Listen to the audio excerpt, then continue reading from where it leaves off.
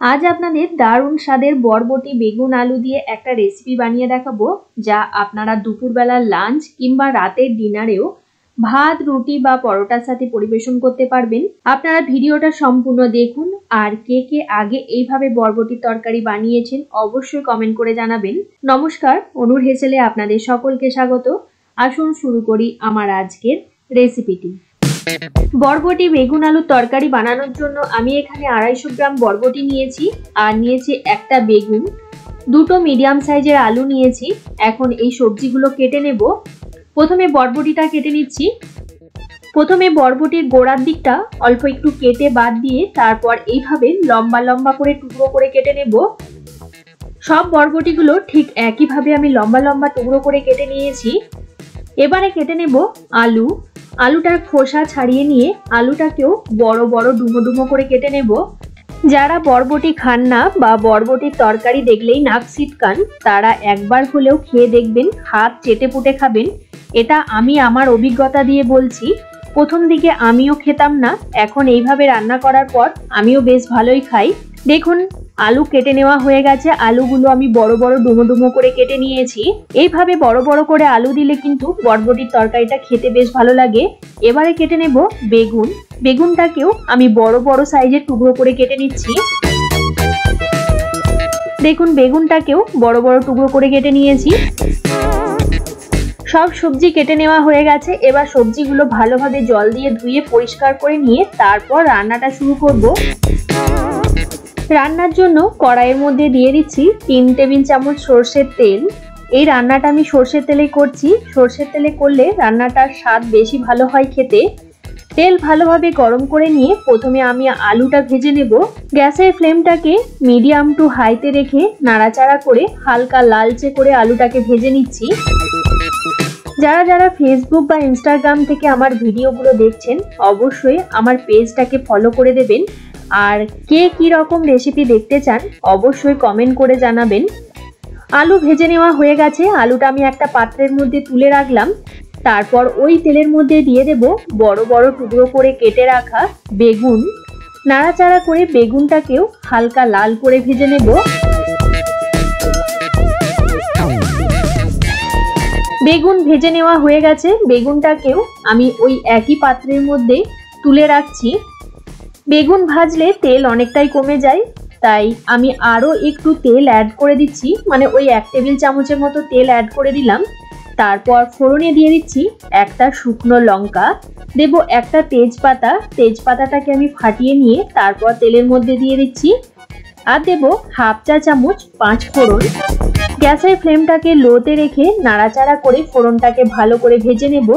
ফোড়ন থেকে যখন সুন্দর একটা গন্ধ বের হবে, তখন এর মধ্যে দিয়ে দেব দুটো মিডিয়াম সাইজের স্লাইস করে কেটে রাখা পেঁয়াজ। নাড়াচাড়া করে পেঁয়াজটাকে হালকা লাল করে ভেজে নেব।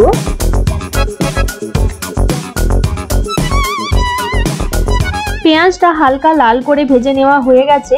এখন এর মধ্যে দেব 1 টেবিল চামচ থেতো করা আদা, রসুন আর কাঁচা লঙ্কা।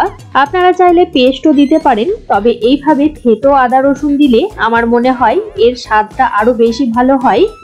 নাড়াচাড়া করে আদা, রসুন, কাঁচা লঙ্কাটাকেও একটু ভেজে নেব, মানে কাঁচা গন্ধটা চলে যাওয়া পর্যন্ত ভেজে নিচ্ছি। আদা, রসুন, কাঁচা লঙ্কা ভেজে নেওয়া হয়ে গেছে। এখন এর মধ্যে দিয়ে দেব বড় বড় করে টুকরো করে কেটে রাখা একটা মিডিয়াম সাইজের টমেটো। নাড়াচাড়া করে টমেটোটাকে একটু ভেজে নিচ্ছি। তারপর এর মধ্যে কিছু গুঁড়ো মশলা দিয়ে দেব, যেমন দিয়ে দিচ্ছি স্বাদ অনুযায়ী লবণ আর 1 চা চামচ হলুদ গুঁড়ো। দেব 1 চা চামচ জিরের গুঁড়ো, 1 চা চামচ কাশ্মীরি লঙ্কার গুঁড়ো। আপনারা চাইলে এখানে ঝাল লঙ্কার গুঁড়ো দিতে পারেন, তবে আমি যেহেতু কাঁচা লঙ্কা বাটা দিয়েছি তাই আর ঝাল লঙ্কা গুঁড়ো দিলাম না। সামান্য পরিমাণ জল দিয়ে এই মশলাটা ভালোভাবে কষিয়ে নেব। এইভাবে কষতে কষতে কিন্তু টমেটোটাও সুন্দরভাবে নরম হয়ে যাবে আর মশলাটাও কষানো হয়ে যাবে। একটু ঢাকা দিয়ে আমি মশলাটা কষিয়ে নিচ্ছি। মিনিট 2 আমি ঢাকা দিয়ে মশলাটা ভালোভাবে কষিয়ে নিয়েছি। একবার ভালো করে নাড়াচাড়া করে নেব। আর দেখুন, টমেটোও কিন্তু বেশ সুন্দরভাবে নরম হয়ে গেছে। এখন এর মধ্যে দিয়ে দেব ভেজে রাখা আলু আর বেগুন। দেব বরবটির টুকরোগুলো। মশলার সাথে আলু, বেগুন আর বরবটি খুব ভালো করে কষিয়ে নেব।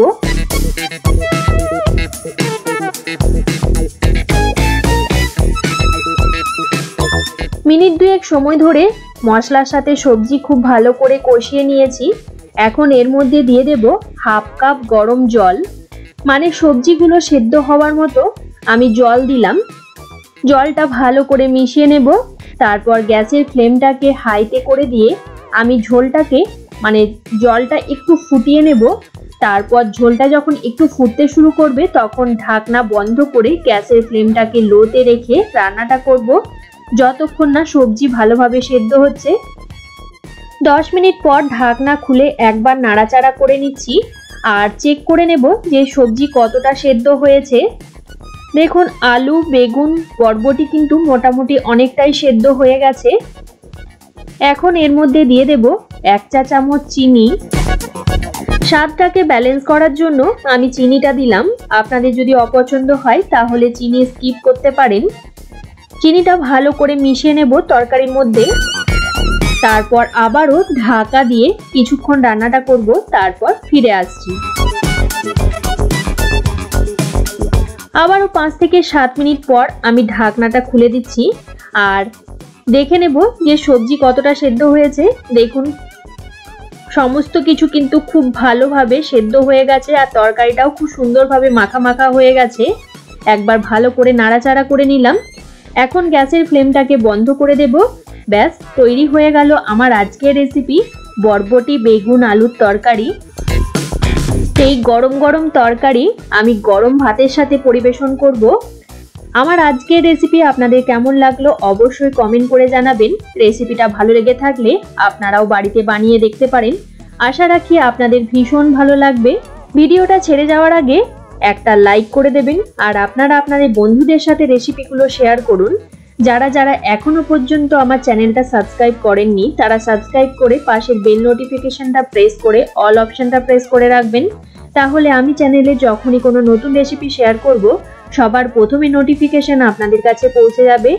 আজকের মতো এই পর্যন্ত, আবারও কোনো নতুন রেসিপি নিয়ে হাজির হব আপনাদের কাছে। আপনারা ভালো থাকবেন, সুস্থ থাকবেন। ধন্যবাদ।